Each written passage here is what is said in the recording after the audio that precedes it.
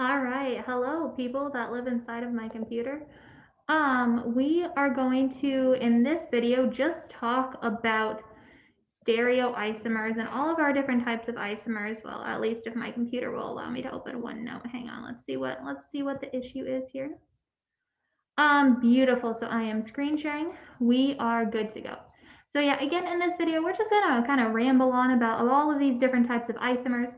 I was beginning to sense some confusion about isomers already at during class today.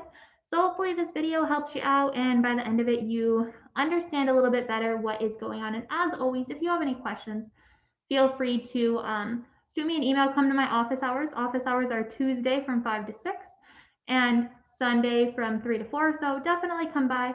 And that's it. I'll stop hyping up my office hours now and we can go ahead and get started. So when we're thinking about our isomers, we're going to kind of divide them into two different categories here. So we're going to think about, let's do blue. We're going to think about our stereoisomers.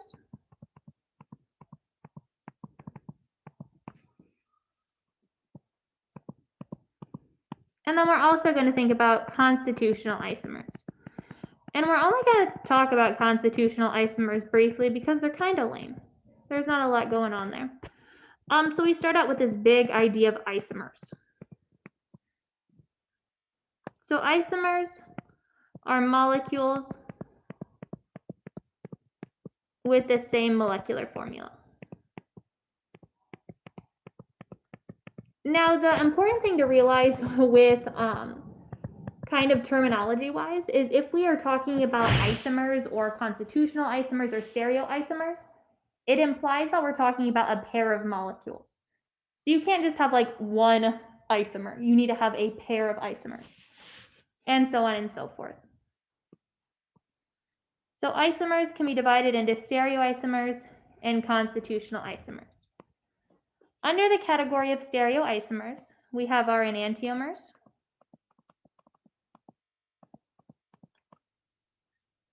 we have our diastereomers,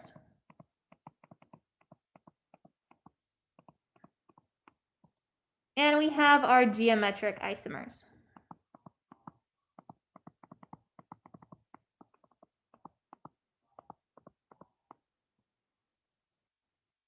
In the category of constitutional isomers, we don't have anymore. Like constitutional isomers just doesn't break down into a smaller category.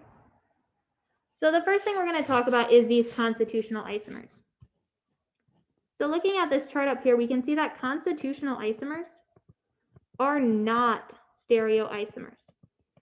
So what is a constitutional isomer? So a constitutional isomer, or constitutional isomers, because as I said earlier, they always exist in a pair, are going to have the same molecular formula.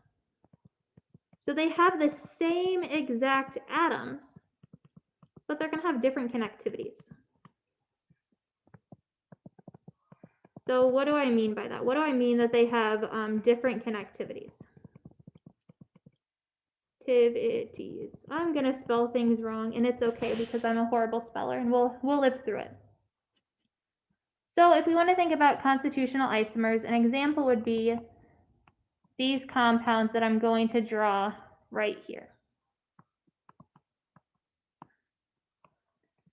So this compound paired with this compound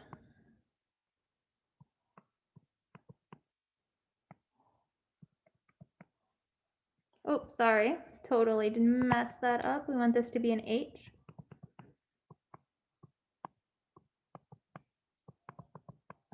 These compounds are going to be constitutional isomers.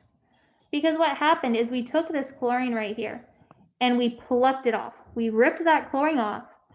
We took one of these hydrogens of this CH3 up here and we plucked off that hydrogen as well. And we switched them. So with constitutional isomers, you're changing the connectivity. You're changing the order of the bonds. So in this first example, carbon, this carbon right here, our central carbon. So our central carbon in this molecule is attached to a chlorine, a hydrogen, and a carbon. Whereas in this molecule, our central carbon is attached to a carbon, a hydrogen, a hydrogen, and a hydrogen. So that's what it means when I say that we're changing the connectivity. So that's constitutional isomers. Geometric isomers we're not going to talk a lot about right now. Geometric isomers are going to be things like our cis-trans isomers.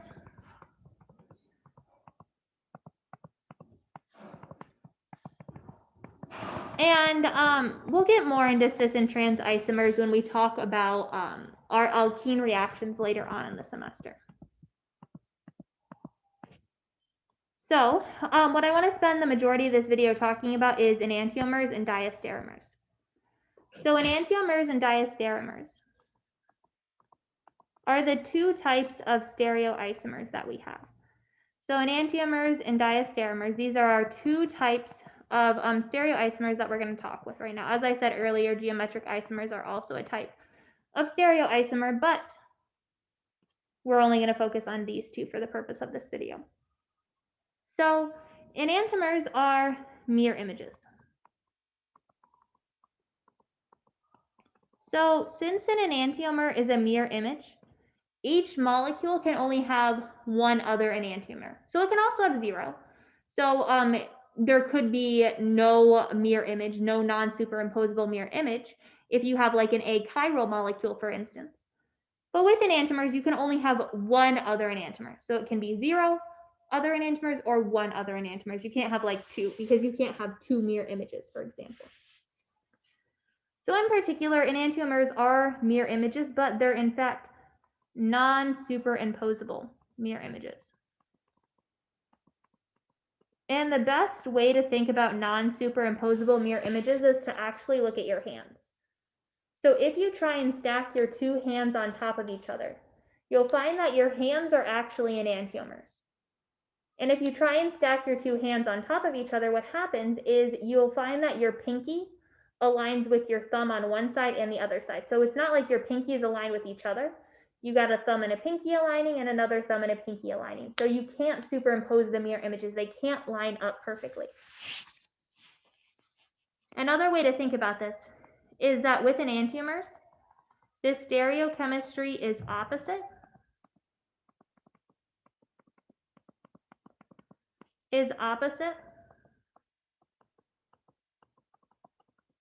At every chiral carbon. So just as a note, saying a carbon is chiral is the same thing as saying it is a stereocenter. So stereocenter is the same thing as chiral. They're just like two different words that mean the same thing. So let's talk about this. Let's try and come up with some enantiomers. So let's say we want to look at this compound right here.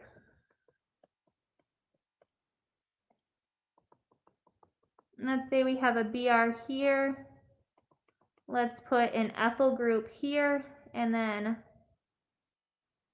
maybe we'll just do we'll just do a methyl there. So enantiomers are non-superimposable mirror images. So one way you can figure out what the enantiomer is you can think of this as like a mirror image. So if you imagine this dotted line that I'm drawing right here as a mirror, what happens is we can just draw the reflection of this molecule. And to be honest, this is kind of my least favorite way to figure out or draw enantiomers, just because it can be a little bit messy sometimes, can be a little bit easy to mistake. And I'm not always the best at kind of visualizing things in my head. But this is one way to draw the enantiomer. So these are non-superimposable mirror images. And to kind of prove that to ourselves, what we're going to do is we're going to take this molecule right here on the right-hand side of the screen. And I'm going to do this little loop-de-doo arrow that basically means that I'm going to pancake flip it. And when I say pancake flip, I want you to actually imagine like putting a spatula under this molecule and flipping it like it's a pancake. And if we do that, what's going to happen is if something is dashed in the original picture, when you do that pancake flip, it's going to become wedged. And what's going to happen is then we're going to have this wedged ethyl group right here. And then if something is initially wedged, it's going to be dashed. Now, what's important to note is that these two molecules right here, these are the same exact molecule. I didn't do anything to change it. All I did was I pancake flipped the molecule to basically see the other side of the molecule. So those are the same molecule, they're just pancake flipped. Now what happens is that means that these are just two different ways to draw the same enantiomer. Now, the other way, so we talked about the first way. The first way is to draw the mirror image. The second way to draw the enantiomer is that you switch the stereochemistry at every single carbon, which you can see that a lot better with this drawing right here. So what happens is, what I mean by switching the stereochemistry at every carbon is that you just change it. So this is dashed here, so it's going to be wedged here. Dashed, wedged. Wedged, dashed. So you can use either one of these techniques. You can either switch the stereochemistry at every chiral carbon and just directly go from our initial drawing to here, or you can go from this initial drawing and draw the mirror image. Either one will give you the enantiomer, but as I said earlier, each molecule will only have one enantiomer because you're switching the stereochemistry at every single carbon. Now, if you actually wanted to here, you can determine the R and S. So by switching the bond from like wedge to dash or vice versa, you're actually changing that atom from basically R to S or S to R. So we'll do that in particular with this bromine here. So let's assign R and S at this carbon that's attached to the bromine. So let's go ahead and do this. So if we look, we can assign a 4 to this hydrogen, a 1 to this bromine, a 2 over here, and a 3 over here. And then again, we can come over to this molecule and assign a 1, 4, and then a 2 and a 3. And what happens is in our first molecule, we have a 1 to 2 to 3.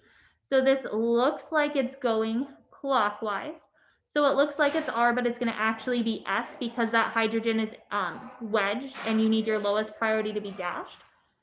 If we go over here, this looks like it's supposed to be S, but it's actually R again because our lowest priority is wedged as opposed to dashed. Oh, I don't know why I just drew a B there. It's rough over here. So this is supposed to be R.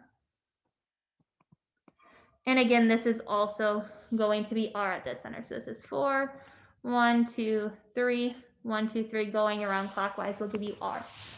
So this is what I mean here by saying that we're switching the stereochemistry.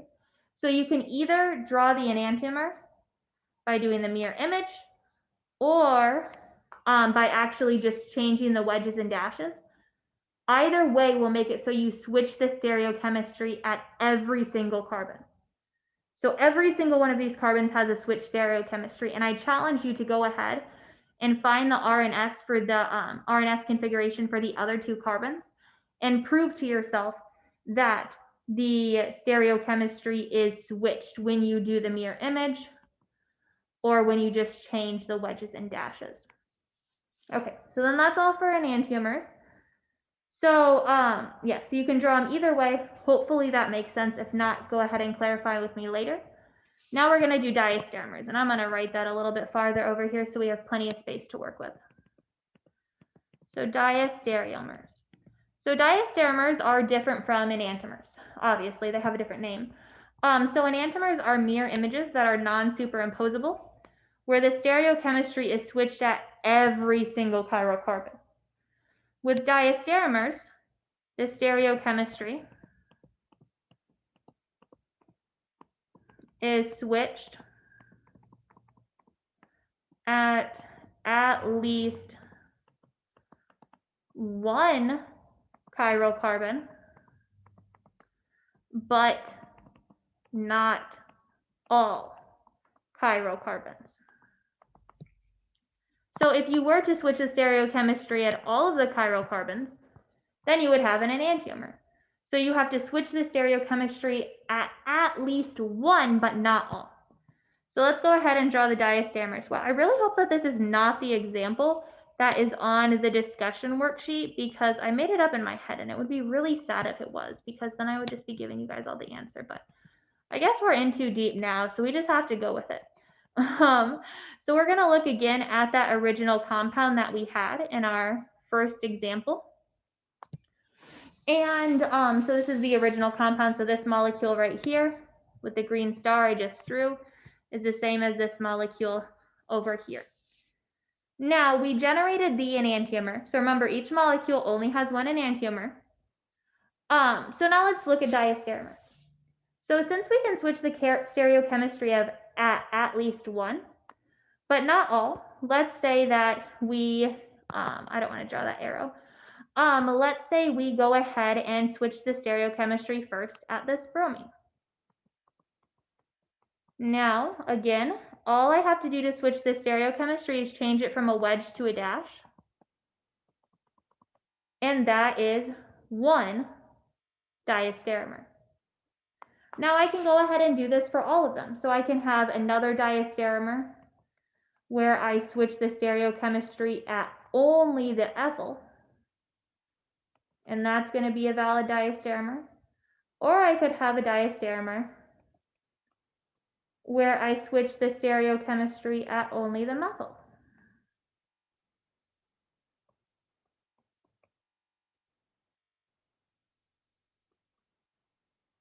So that's okay, I can do all of those. But I said that I can switch the stereochemistry at least one, but not all. So I can switch the stereochemistry at two of my chirocarbons as well. So I can switch the stereochemistry at both my bromine and my ethyl if I wanted to. We can make those both wedged. Oh, excuse me, make them both wedged. There we go. I can switch the stereochemistry at my ethyl and my methyl, but leave my bromine alone.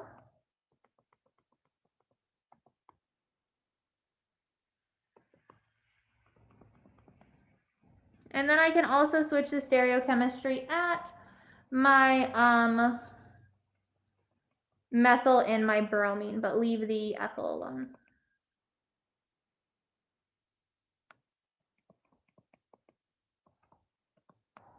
Oh, so that should be wedged. All right, so I can do all of these things, and I can generate these 6 different stereoisomers. So I can change the stereochemistry at 1 chirocarbon, 2 chirocarbons, but not 3, because there's only 3 chirocarbons, and if I change the stereochemistry at all 3, I will get an enantiomer. So the only other thing that I want to mention on this fact is that you do want to make sure that you don't draw the same molecule over again.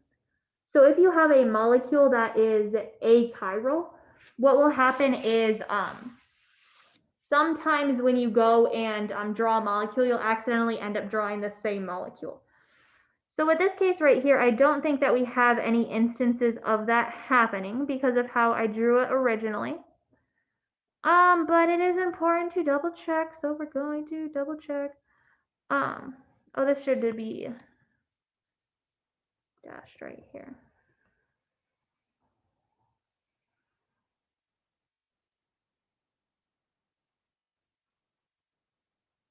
Okay, it looks like we're good. I'm not also looking at this super hard, so if anybody else sees a discrepancy and believes that I drew the same molecule twice, go ahead and let me know. Otherwise, I think that we are good and that these are all distinct molecules. So going from there, let's talk a little bit more about what I was saying about how sometimes you draw a molecule and it turns out to be the same molecule. And let's look at this guy right here. So let's say I have this compound and I want its enantiomer. So I know enantiomers, I have to change the stereochemistry of all of my chiral carbons. I should only have no S there, it should be singular. So I'm going to go ahead and switch the stereochemistry at that bromine, and now I'm like, haha, I found my enantiomer, but I actually didn't, unfortunately, because these are the same molecule. So these are just a pancake flip away from each other, and remember, a pancake flip doesn't change the molecule, it just changes the way that you're looking at it. So with these, it's very, I don't know, with these with isomers as a whole, it does take a little while to get a hang of it. It is a little bit confusing, so definitely don't stress out. Hopefully this video helped you out. If not, let me know, and we can talk about it more during office hours tomorrow. But that is all I have to share with you. So I hope you have a good rest of your day.